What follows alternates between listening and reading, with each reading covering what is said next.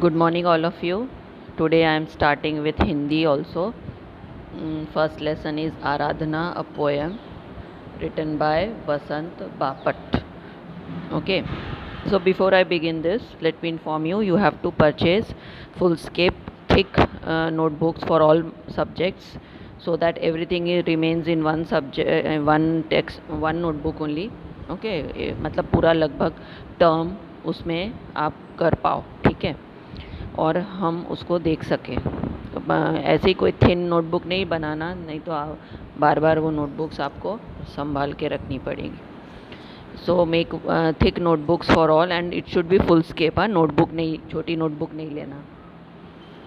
और regularly homework दिखाना है। होमवर्क ग्रुप आज बन जाएगा, तो उसमें आपको पीडीएफ करके आपका होमवर्क नाम के साथ मेंशन करके सेंड करना है, so that I'll know who all are doing the work regularly, watching my videos regularly, and accordingly then we can put the internal marks also.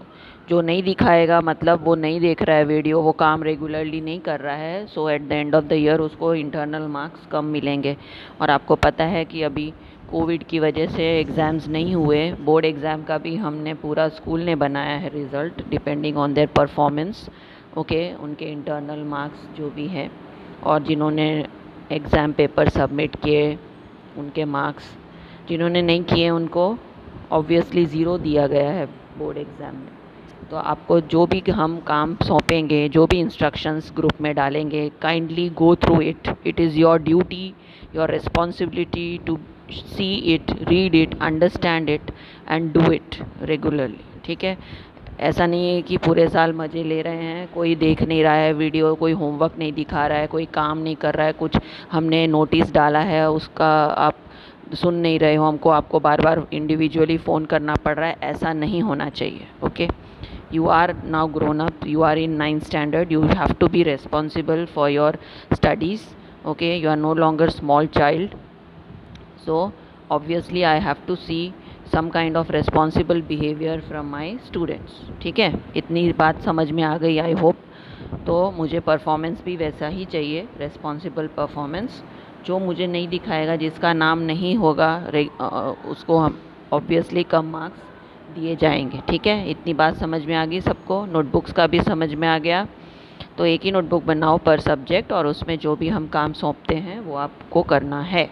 Okay, so let us now come back to this beautiful poem.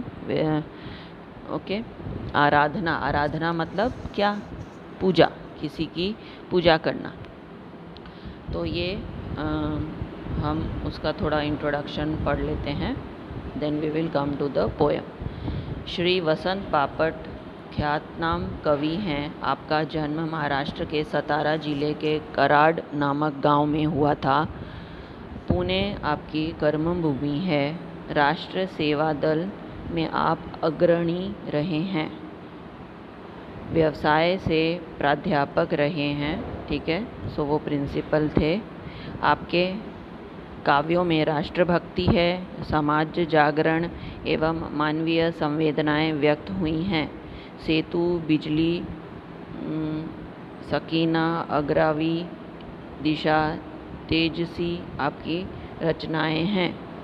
प्रस्तुत प्रार्थना में सत्यम शिवम सुंदरम की भावना के साथ दीन दुखियों, दीन मतलब गरीब, दुखियों की रक्षा करना, मानवता की उपासना करना मतलब पूजा करना, भेदभावों को दूर करना, बैर भाव से मुक्त होकर विश्व बंधुत्व की स्थापना करना जैसे वैश्विक मूल्यों को हस्तांतरण करने की प्रेरणा देने वाली यह प्रार्थना मराठी से अनुदित है, ठीक है। तो मराठी से ट्रांसलेट की गई है, और इसका मेन जो है भावना जो है इस प्रार्थना की, ठीक है, वो है कि हमें गरीब लोगों की मदद करनी चाहिए, रक्षा करनी चाहिए, हमें मानवता की पूजा करनी चाहिए, ठीक है, और भेदभावों को दूर करना चाहिए, हमें किसी से दुश्मनी नहीं रखनी चाहिए, और हमें विश्व बंधुत्व की भावना को स्थापित करना है, तभी हम सब प्यार से इस धरती पर रह सकते हैं। तो ये इस कविता का मेन सार है, ठीक है। अब हम कविता पढ़ते हैं। मैं पूरी कविता पढ़ती हूँ, आप पहले थोड़ा मज़ा ले लो, फिर हम लाइन टू लाइन एक्सप्लेन करेंगे। देह मंदिर चित्त मंदिर एक ही है प्रार्थना, सत्य सुंदर मांगल्य की नित्य हो आराधना। दुखियारों का दुख जाए है यही मन कामना, वेदना को परख पाने जगाए संवेदना। दुर्बलों के रक्षणार्थ पौरुष की साधना। जीवन में नवतेज हो अंतरंग में भावना, सुंदरता की आस हो मानवता की हो उपासना। शौर्य पावे धैर्य पावे यही है अभ्यर्थना। भेद सभी अस्त होवे वैर और वासना, मानवों की एकता की पूर्ण हो कल्पना। मुक्त हम चाहे एक ही बंधुता की कामना।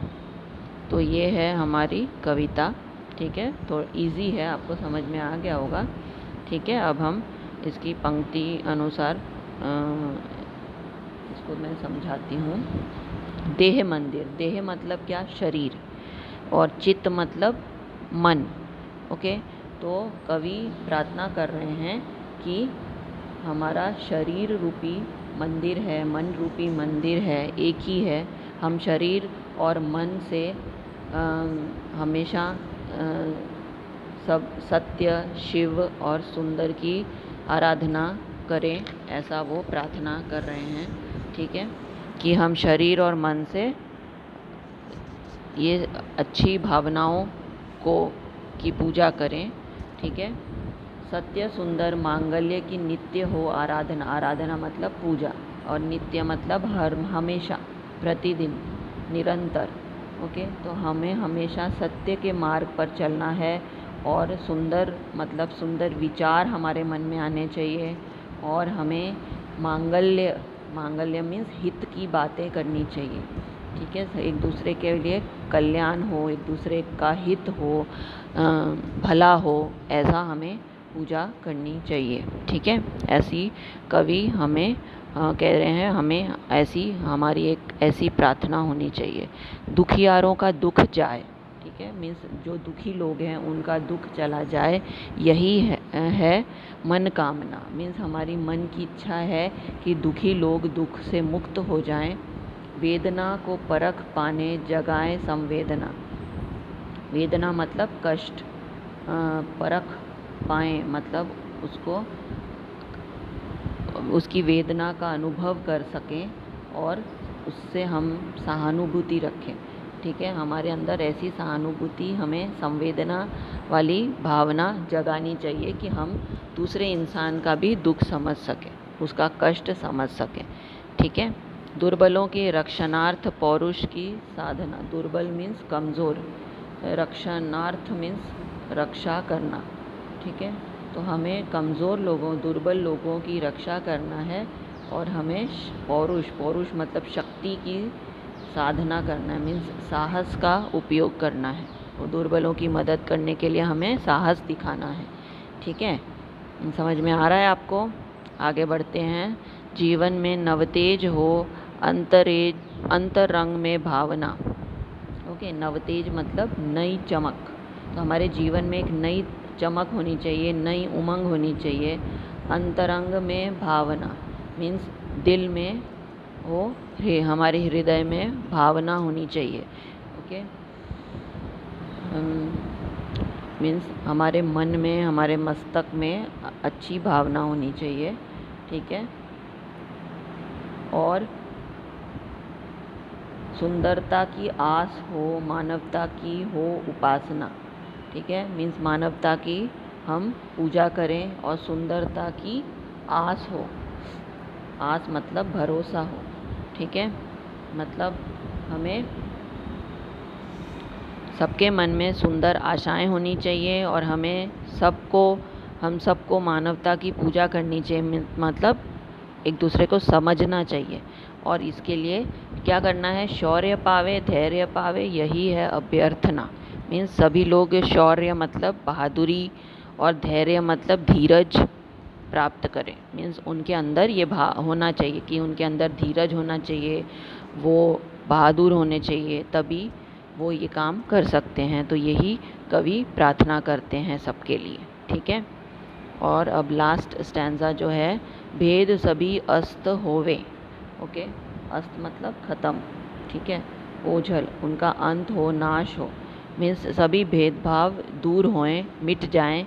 वैर और वासना मीन्स दुश्मनी, वैर मतलब दुश्मनी, वासना मतलब बुरी इच्छाएं, तो सभी बुरी चीज़ों का अंत हो, दुश्मनी का अंत हो, भेदभाव का अंत हो, मानवों की एकता की पूर्ण हो कल्पना, मतलब सभी मानव एक हों, एकता के साथ रहें, ऐसी हो, ऐसी पूरी कल्पना जो है कवि की पूरी होनी चाहिए। मुक्त हम चाहें एक ही बंधुता की कामना, मतलब हम मुक्त रहें और हम सब एक ही भाईचारे के साथ रहें, बंधुत्व के साथ रहें, ऐसा कवि हमसे उम्मीद रखते हैं कि भाईचारा की और होनी चाहिए पूरे दुनिया में, ठीक है। और हमें मानवों के साथ एक सभी मानवों के साथ, मनुष्य के साथ एकता से रहना चाहिए, एकता का अनुभव करना चाहिए। हमें तभी स्वतंत्रता और बंधुता की कामना करनी चाहिए, ऐसा कवि कह रहे हैं, ठीक है। तो इस तरह से मैंने ये कविता आपको पूरी समझा दी है, ठीक है। सरल है, उतनी मुश्किल नहीं है, डिफ़िकल्ट वर्ड्स के मीनिंग्स दे दिए हैं। तो आप अपनी नोटबुक में ये शब्दार्थ लिख देना आज, ये ऊपर हेडिंग डाल के, ठीक है। और इसके बैक क्वेश्चन आंसर्स कर लेना।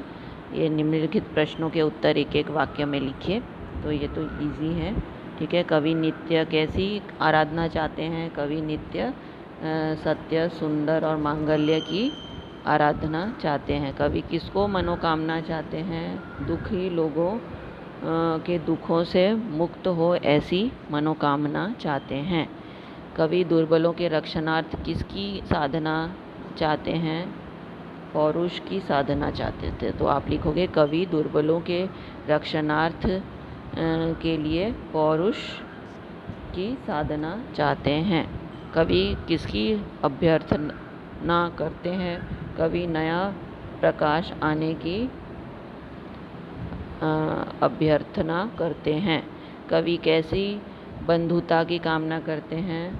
सभी स्वतंत्र होकर भाईचारे की भावना से जुड़े रहें, ऐसी कामना करते हैं, ठीक है। तो ये हो गए आपके एक एक वाक्य। अब निम्नलिखित प्रश्नों के उत्तर लिखिए। ये सब थोड़े लॉन्ग आंसर्स होंगे, ये आप कर लेना, ठीक है। और काव्य पंक्तियों का आशय स्पष्ट कीजिए, ये भी आप अच्छे से अपने वर्ड्स में लिख लेना। काव्य पंक्तियों को पूर्ण कीजिए, ये भी एक्सरसाइज कर लेना आप। So you have to learn the poem by heart, okay, then only you can write this in the exam. अब विरुद्धार्थी शब्द लिखिए। तो ये भी आप अपनी नोटबुक में ग्रामर पोर्शन, मतलब बैक एक्सरसाइज में ये भी आप लिख देना, 5th एक्सरसाइज। तो दुख का विरुद्धार्थी शब्द क्या होगा? सुख। जीवन का मृत्यु। सत्य का असत्य। सुंदर का असुंदर। और अस्त का उदय। ओके, सो ये इस तरह से आप विरुद्धार्थी शब्द भी लिख देना अपनी नोटबुक में। So I hope this lesson is clear to all of you. Okay, revise it nicely and do the homework, ठीक है। ज़रूरी नहीं आज ही होमवर्क दिखाना है, आप 1-2 दिन में भी दिखा सकते हैं, ठीक है। कल संडे है, अच्छे से आप कल लिख लेना अच्छी हैंडराइटिंग में। एक तो मुझे हैंडराइटिंग बहुत अच्छी चाहिए, कोई गंदी हैंडराइटिंग में नहीं लिखेगा, ओके। आप अगर जिसकी भी हैंडराइटिंग ख़राब है उसको अपनी हैंडराइटिंग इम्प्रूव करनी है, बार बार प्रैक्टिस करनी है। अभी आपके पास बहुत टाइम है घर पे, और ये 1 साल में अपनी हैंडराइटिंग सुधार लो, क्योंकि बोर्ड में अच्छी हैंडराइटिंग ही काम आती है, गंदी हैंडराइटिंग वालों को ज़्यादा मार्क्स नहीं देते हैं, ठीक है ना। तो अच्छी हैंडराइटिंग प्रैक्टिस करो in all the languages, Gujarati, Hindi and English, okay. It should be visible, ऐसा सोचो कोई और मेरी हैंडराइटिंग पढ़ पाए, ऐसा मुझे लिखना चाहिए। That is good manners, okay. जो केयरलेस लोग होते हैं, लेज़ी होते हैं, वही ऐसी गंदी हैंडराइटिंग लिखते हैं, जो नहीं चाहते कि कोई सामने वाला उनकी पढ़े। जब सामने वो नहीं चाहते सामने वाला पढ़े, तो ऑब्वियसली फिर उनको कैसे मार्क्स मिलेंगे? कम मार्क्स मिलेंगे, ठीक है ना। तो मैंने एक लॉजिकल बात आपको समझा दी है, समझदार लोग समझ गए होंगे मैं क्या कहना चाहती हूँ। और जिनकी भी गंदी हैंड राइटिंग है, जिनको बार बार कोई बोलता है कि तुम्हारी हैंड राइटिंग इम्प्रूव करो, तो उनको खुद पता होना चाहिए कि yes I have got a bad handwriting and I have to improve it. जब आप एक्सेप्ट करोगे तभी आप इम्प्रूव करोगे, और आप करोगे तो आप ही का भला होगा, ठीक है ना। सो do it for your self, not for me, not for your parents, okay. Do it for your self and in your life it will help you, okay. आगे जाके सब तारीफ़ भी कर सकते हैं, आपकी हैंड राइटिंग बहुत अच्छी है। कोई बोले आपकी हैंड राइटिंग गंदी है तो अच्छा नहीं लगता है कि नहीं। So improve your handwriting, okay. Every day write 2 pages, practice writing. जितना राइटिंग लिखोगे स्पेलिंग इम्प्रूव होगी, हैंड राइटिंग इम्प्रूव होगी, स्पीड इम्प्रूव होगी, है कि नहीं। So do it, okay. So this is my request to all my new students of 9th standard. I have not seen you, I don't know you by names, but let us see, let's pray to God कि we shall meet soon and enjoy the lectures in the classroom, okay. So thank you, hope you have enjoyed it. Do the homework. Bye.